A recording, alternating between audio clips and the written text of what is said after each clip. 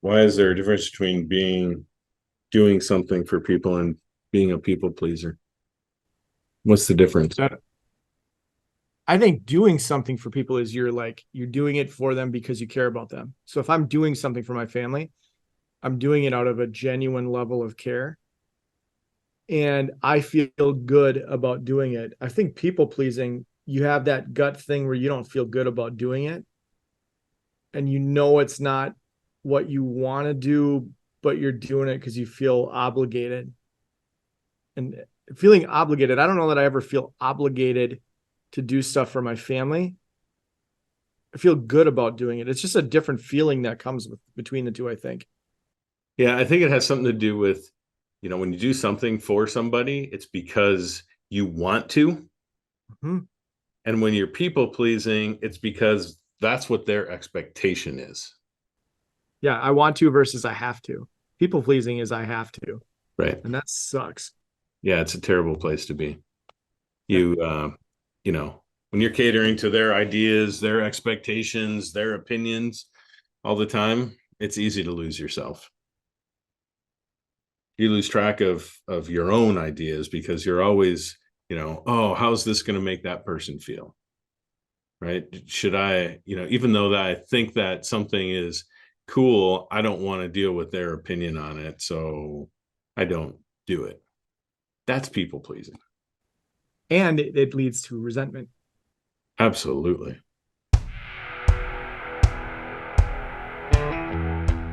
Hey guys, welcome back to another episode of the Grit Meets Growth podcast, where we bring you inspiration and insights focused on getting uncomfortable, making things happen, and creating a magnetic life. If you enjoy the messages you're hearing here, please leave us a review on whatever platform you're listening on, and make sure to subscribe so you don't miss out on future episodes of the podcast. With that, let's get after it.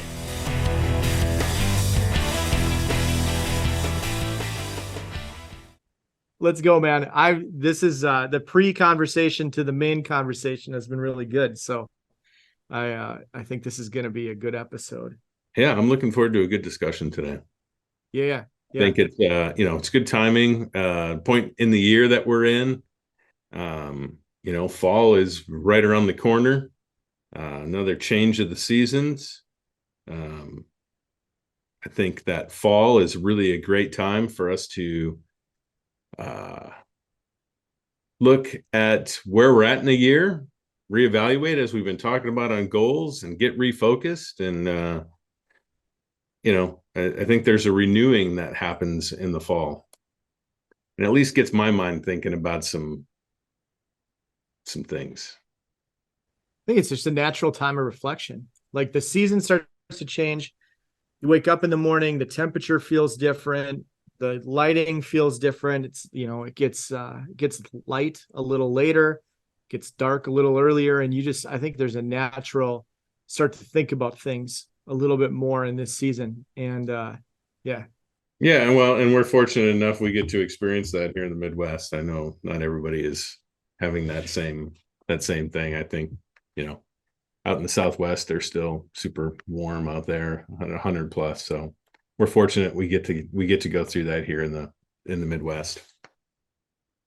yeah. But yeah, many thoughts going through my head.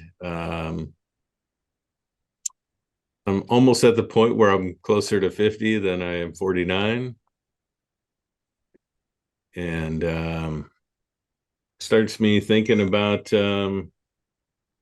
where I'm headed with things, right? Kind of going back to that whole people pleaser versus doing things, right? If I'm a people pleaser and I'm stuck doing what I think is right for their ideas and their opinions and their expectations, I'm missing the boat on what I want to do.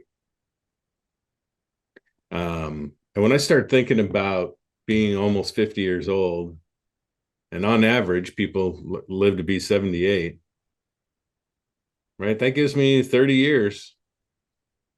What am I going to do in that 30 years? And I'm thinking, I'm like, these are the best 30 years of my life, or at least a portion of them anyway, right? Um, so in order to really achieve those goals that I want and do all of those things in that short period of time, like I got to get mega efficient with things. I've got to focus on what it is that I want to do. I've got to focus on who I want to do it with. Who do I want to surround myself with to accomplish that? Who do I need in my life to help me achieve those things? And who do I want to have by my side as I do them? That topic of people pleasing, and it came up as we were prepping for this. That's an interesting topic, and it's a trap I think we all fall into. We all have people in our circle that we've made decisions for, and people pleasing decisions, not the I care about you and I'm excited to do this with you and for you decisions, the ones that feel really good, and the things that we get to do for other people. But I think we're talking people pleasing, the things we feel like we have to do for other people, even though they don't feel good, they don't feel aligned with where we're going, with the things that we value, but we're stuck. I have to do this because I'm in people pleasing mode. And I think when I was younger, you talk about the age thing. When I was younger, people pleasing just felt like something I did because I felt like I had to. The older I get and the more I look at the time window in front of me, the more I want to make the most of that time, like you said, and the less I want to focus on people pleasing. There's got to be a little bit of like, I'm going to please myself. I'm going to do the things that matter to me and let go and shed some of those things that we're doing for other people just because we feel obligated. Right. Yeah. And remember, there's a difference between that doing something for somebody and the people pleasing, right? There's a big difference in that. And I don't think you're suggesting, nor am I, that we stop doing things for people and only focus on ourselves. Right. But I think what we are saying is that we do have to focus on our own goals versus somebody else's expectations for us. Right. When I'm focused on my own goals and I'm focused on what I want to achieve and I'm choosing the people that I want in my life to do those things with, I'm naturally going to fall into those opportunities to do things for people. Right. It's that giver mentality. Always going into relationship giving versus taking. And I think you and I are wired in a lot in the same way when it comes to that go-giver mindset, and that mindset of I'm going to find ways to give. I'm going to find ways to contribute. I'm going to find ways to be good to the people around me and make an impact. I think the danger with that is you can give so much to everybody else that you don't have anything left for yourself. And we need to include ourselves in that giving conversation. What am I giving back to myself? Where am I investing time in myself and spending time on the things that actually matter to me? And the people pleasing bit is where we lose ourselves and we're focused more on what other people need and want from us. And like you said, we end up focusing on other people's goals for us versus our own goals for ourselves. And there have been times in my life where I've done that, where I've focused on other people's goals for me that weren't really my goals, but I thought that's what they wanted for me, or I thought that's what I was expected to have as a goal versus what I really wanted myself. It's a slippery slope, man. Absolutely. Yeah. One to avoid for sure. Be cognizant of that. Look at those opportunities. Evaluate the people that are in and around your life and that are depleting you of that energy versus giving you energy. I think the other side of this conversation is too, those people in your life that you have relationships with, as much as there's a danger that we become people pleasers to them, there's also a danger that we create an expectation that they please us and that we don't give them room to do their own thing from time to time as well. And I think of my marriage, I think of raising kids and creating a little bit of a boundary in there, or a space in there where I make sure, just because I want this for my kids, that I don't create people pleasers in them where they feel like they have to do things just because dad wants them to. Absolutely. Absolutely. Yeah. I think I just thinking of the opportunities in my life that I've done that and going, man, yeah. It's when you reflect upon that, it's not those aren't nice thoughts. And And, I don't and I look think at it and I go, why was I doing that? But yeah, I don't think we put that on people on purpose. I think we don't even necessarily know that we're doing it, think we're doing it. So I think you have to be really intentional not to push your stuff on the people in your circle. right. And yeah, give them space, just like you want space. That's some thought-provoking stuff right there. But really, if we want to get serious about where we're heading, those are the kind of conversations we need to have with ourselves. Right. And the kind of people that we want to surround ourselves with that bring that out. Yeah, that stuff in the past is gone, right? You can't change it, but we can change where we go from here and how we go forward. I think paying attention to the people you surround yourself with, and that concept of community, that's something that's come up probably more times in the last, I'd say 2 weeks than remembered it coming up much lately, is we all are wired in such a way where we want to have people around us that share our values, share our vision, share some of the things that we enjoy, we like to do. That concept of community, and go back to the giver part, people that you can give to and feed into, but who will also feed back to you and give back to you. It's like a give and take relationship. I think there's a lot of people out there, and I'm going to say everybody instead of just a lot of people. Everybody craves community. Everybody craves being around people who care about them, believe in them, want what's best for them, and reciprocate it back and forth. And I don't know why that's sticking out to me over the last couple of weeks, but it just has. People crave community. They want to be around good people that are going to lift them up. And it's, yeah. Yeah, there's no doubt. I know that's where I'm happy. I love meeting new people. I love exploring the conversation. I love exploring where we have commonalities, where I can provide value to. Yeah, those opportunities that exist, like the guys that I ride motorcycles with. I mean, we have a lot of the same likes and dislikes out there. And it takes time. That's the other thing too. It takes time to surround yourself with those people, right? But building those opportunities, providing yourself those opportunities to do that, right? Being where you want to be. Go to those things that you want to do and start talking to the people that are there. Right? That's the community that you want to be around, right? They're all going towards the same type of goal.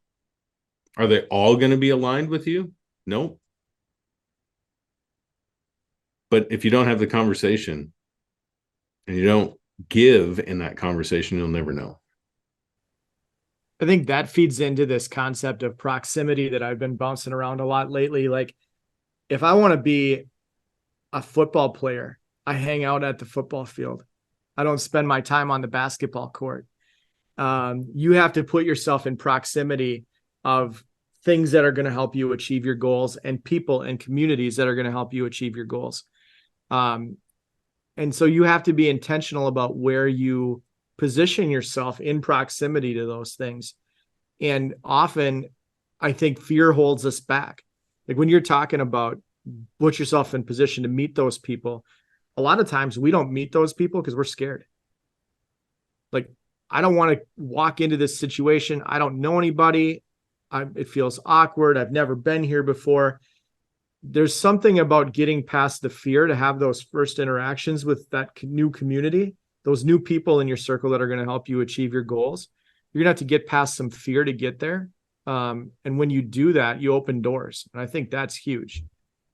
Yeah, I think, there are some things out there, right? Show me your 5 closest friends and I'll tell you the kind of person you are. Right? If you surround yourself with 5 alcoholics, you'll be the 6th. If you surround yourself with 5 successful business people, you'll be the sixth. It works both ways. Yeah, being around those people that are going after the same goals that you are, that are aligned with you and your thoughts, key to the success, key to your reaching your goals. If you're hanging out with the people that aren't the right fit for you, guess what? You probably aren't going to achieve the goals you set out to achieve. And I think the opposite of like where we started with this, the people pleaser. I don't want to be around people pleasers. I want to be around people who are going to challenge me. You personally have challenged me multiple times since we've gotten to know each other. And you've asked me some uncomfortable questions and nudged me to some spots that I didn't want to have to think about, or I didn't want to have to go to.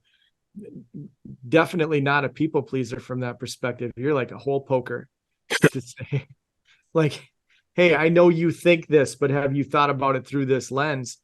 And there's been some moments where I've had to wrestle with that, but that's part of being around the right people too. People who are going to challenge you and not let you sit in your mess, not let you talk yourself into things or out of things that you shouldn't, and who are going to push you a little bit to be better. That's a huge part of community. It's a huge part of those relationships, is people who are going to give you that nudge. How do you or it's sometimes a body slam, depending on what you need. say that again? Or sometimes a body slam, depending on what you need. Not just a nudge. Every once in a while, a good body slam is necessary. How do you hold yourself back from people pleasing? Like in those moments where you feel it, what do you do with that? My thoughts are this. When you recognize the scenario that people around you aren't helping you to achieve your goals, and you start to evaluate that, when those questions come up about, doing something, going somewhere with that person, and you start to get a little bit of a, yeah, it's not really what I want to do today kind of scenario, it's likely that you've been living in a people pleaser context, right?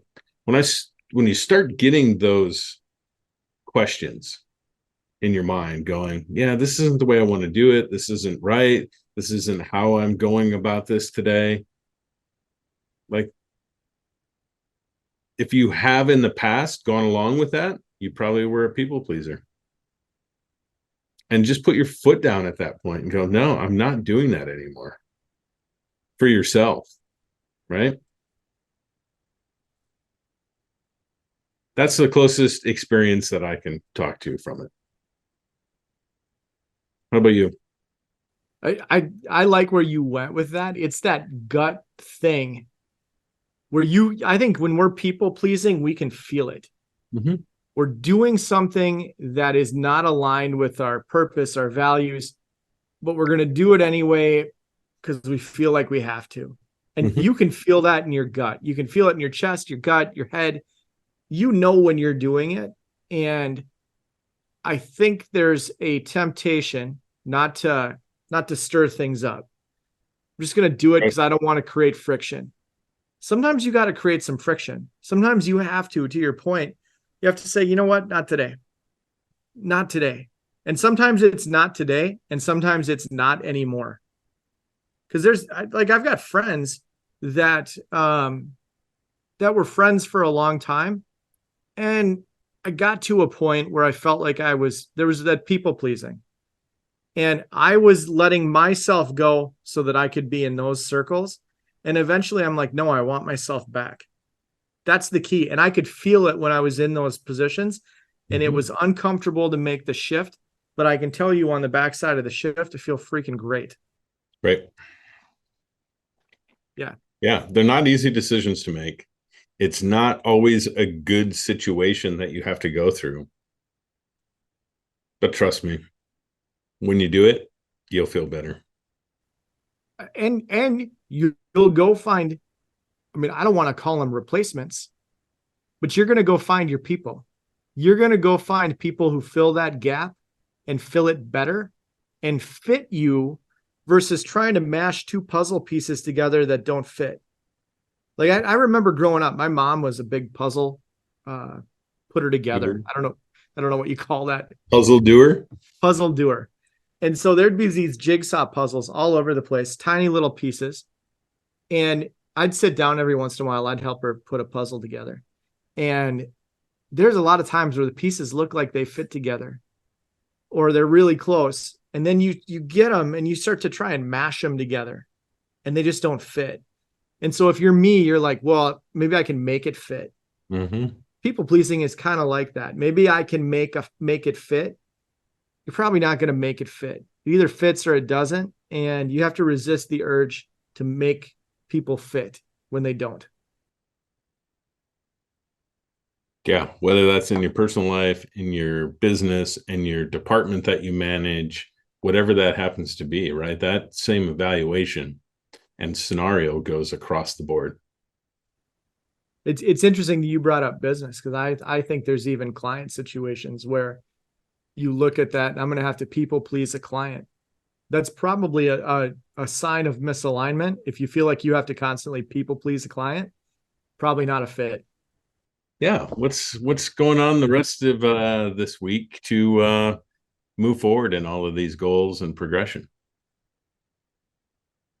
What are you focused on? What are we challenging people to focus on this week? Surround yourself with good people. I think look around, and if you've got good people in your circle, spend more time with those people. Your top 5, like you just talked about. Look at your top 5, spend more time with the good ones, right? Little less time with the ones that maybe don't make the grade necessarily. Maybe that's a rude way to put that, but that's kind of how it feels some days. Look at your circle and surround yourself with some good people. Work on your community this week. Make those connections, have those conversations, meet somebody new this week. I think those are the big things for me. And that's what I'm excited about. Like right now, this month, I'm excited about meeting cool people. Sounds like a outstanding plan. How about you? Much of the same. Like I said, it's really, for me, it's about getting refocused, aligning my goals with where I want to go, figuring out who in my circle is there to walk through it with me, who's been there, and who do I need to take with me, and who's to come after me. Right on. That's a good approach to the week. I think if we all do that, I think we're all going to get a little closer to where we want to be and a little further away from where we don't. So it takes a little bit of effort to go out there and get after it and make it a fantastic week. Good next conversation. Good conversation. Good reminders today, man. You bet. See you next week. See ya.